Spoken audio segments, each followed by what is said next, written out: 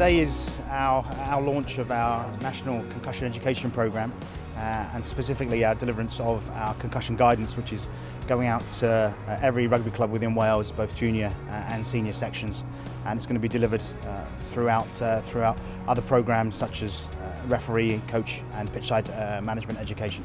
Concussion is a big thing in rugby at the moment. There's a lot of discussion surrounding the topic and a lot of research being undertaken at the moment regarding concussion.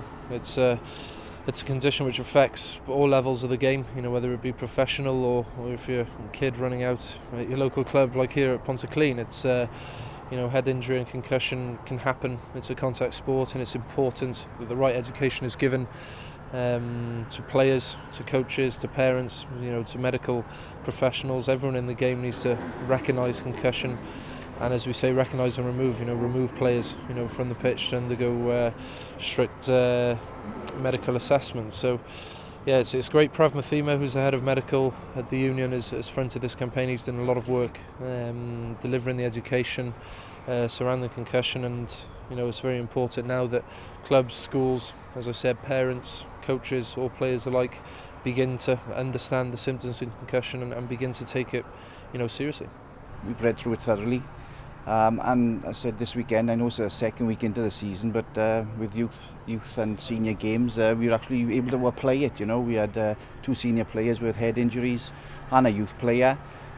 So again, as the protocol states in the document, that they were admitted to hospital, checked over, and then the following day we were able to issue those documents via email or delivered by hand. So the parents and the player, our partner, are fully aware of what the process is, and so yeah, it's easy to read the document.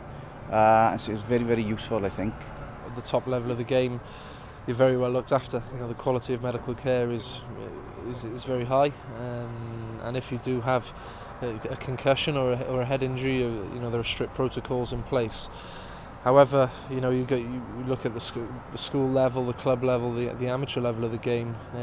Maybe that education isn't quite where it needs to be, and this is the purpose of today. Really, is to get that education out there, provide education. As I said, to there's a lot of people involved in the amateur game: the players, the coaches, the parents, doctors who may be on call as well at those games.